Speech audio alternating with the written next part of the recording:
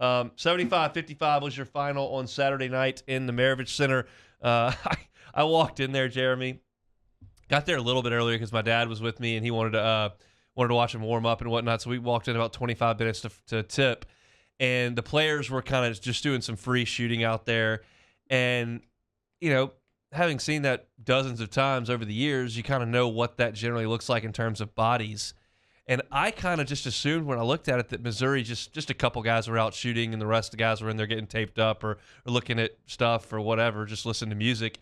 And then I kind of started counting. No, that's all the guys they got. Mm-hmm. That's the whole squad. Yeah. That's all 8 of them. Yeah. And they're not very good, and they're not very deep. And for that reason, LSU torched them 75-55. Any kind of overriding takes from Saturday? Yeah, I'm not going to take too much from this one. I would love to say, this basketball team, they beat some great teams, and they definitely dominate the bad teams. But we've seen this LSU team lose to bad teams. This was just a terrible Missouri basketball team.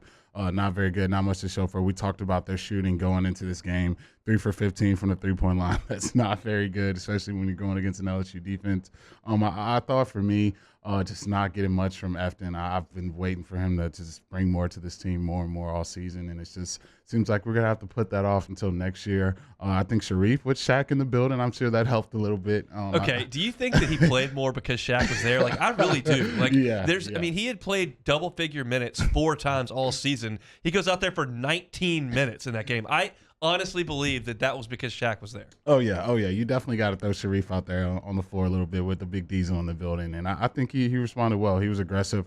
He took the ball to the basket. I think for me, he's been the most consistent 5 throughout this season as far as just going out there and playing and doing more things that you want from your big, especially for LSU. I think him grabbing 7 rebounds, that's something that we would love to see more from our bigs. And I'm not going to take too much from this. I think we knew what was going to happen going into this game, but they definitely went out there and did it, so you got to tip your cap for that. Yeah, in terms of like problem solved or this thing's fixed or they're about to get hot or any of that, that's all way, way too much. But they did take care of their business, and I believe they're in the NCAA tournament now. I think that 8th win in conference play, not having a bad loss, and then what you've got this week, I just don't think going to Arkansas and then a home game against a pretty good Alabama team is going to cripple your resume, even if you get beat by 15 points both times. I think LSU is fine and will be in the NCAA tournament.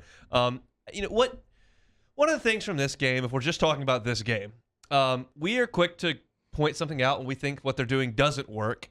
Might as well point out when they do something correctly and it does work. Mm-hmm. Missouri's only chance in this game was to get Kobe Brown going on the block. Remember, he had 30 points against Alabama in a game they won. He's their best scoring option, and LSU shaded him. They doubled him even before the catch sometimes, but if he caught it, it was an immediate double every single time, and they did a really good job of it, and Brown only scored 2 points. He took 3 shots in the game. He got 4 fouls, turned it over a couple of times. He was really a non-factor, and with him being eliminated from the game, Missouri just didn't have any firepower outside of that. That's why they only scored 55 points in the game. So good coaching, good execution by the players defensively, and a nice job. They did force Missouri into 19 turnovers. That's something that LSU has to live on, and they did against a Missouri team that doesn't really have a point guard, and they turned that into 25 points, which was very good. Yeah. I thought early they didn't settle really for threes, and Wani hit a corner 3, and then LSU started 6 of 8 from the floor, and 5 of those 6 were dunks and layups. I mean, they were getting to the rim.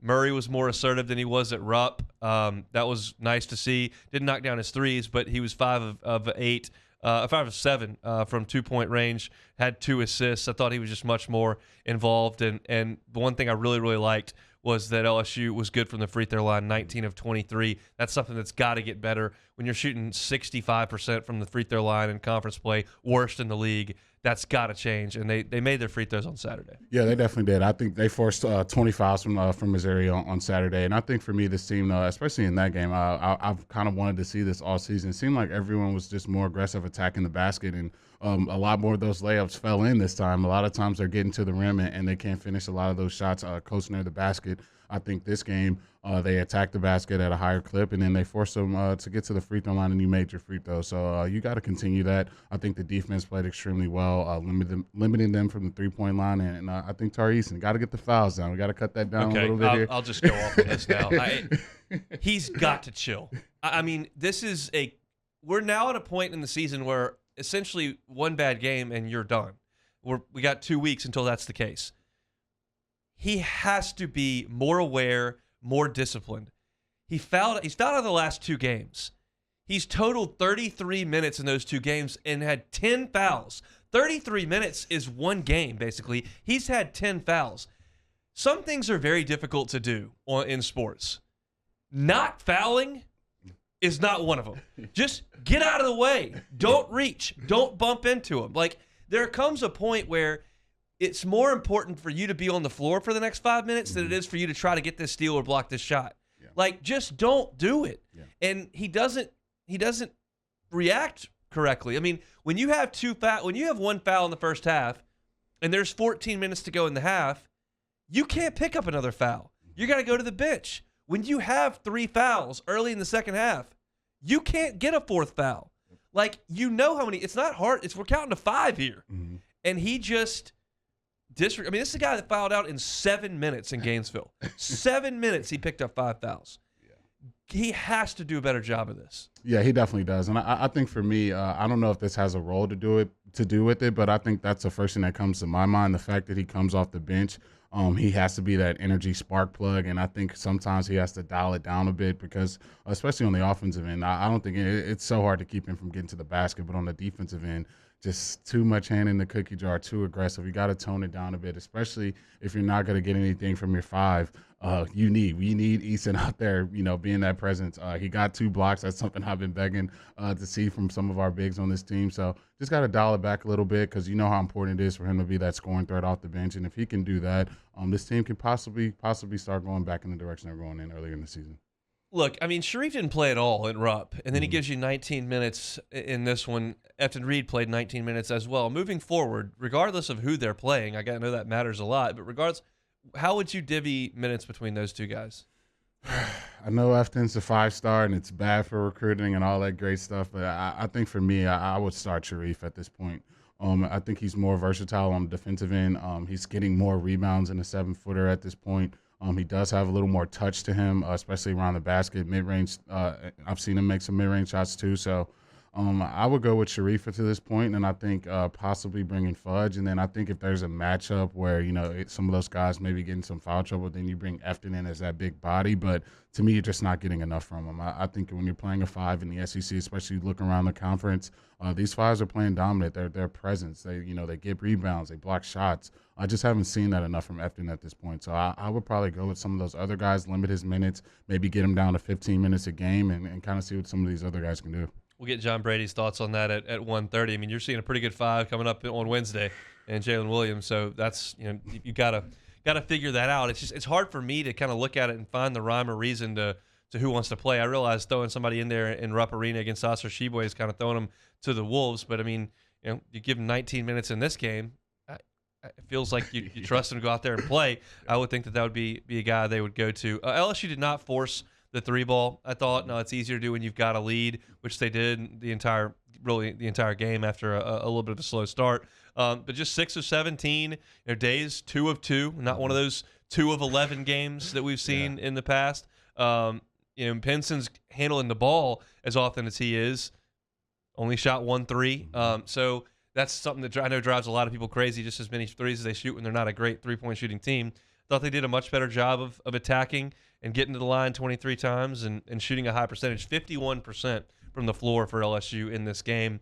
But again, this is Missouri. They're just awful. It's hard to pull a ton when Missouri is as bad as they are. But Tigers do get a win. They've improved to 8-8 in conference play. In the second hour, we're going to take a look at the middle of the SEC and kind of explain what everybody's got moving forward over the next week.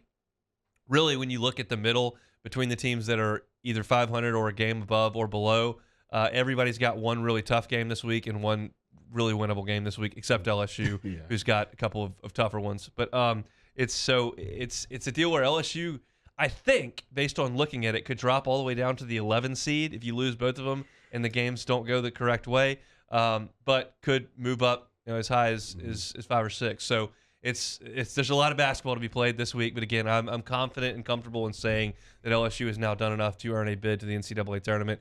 This week will be a situation where it's what seed do you want, and that's something I want to get into tomorrow for sure. We'll look at a lot of bracketology, a lot of metrics, and you can determine. I think this week is one where LSU could drop to the 9 or 10 line, or could move up to the 6 or 7 line, depending on how they play, and that's a big deal when you start talking about that second game in the NCAA tournament. So, good win for LSU. Certainly not surprising or totally uplifting, because it's a Missouri team that they can't function. But you do get an easy one, and they played pretty well in the PMAC in front of what was a fairly decent environment, being that the students were gone for Mardi Gras.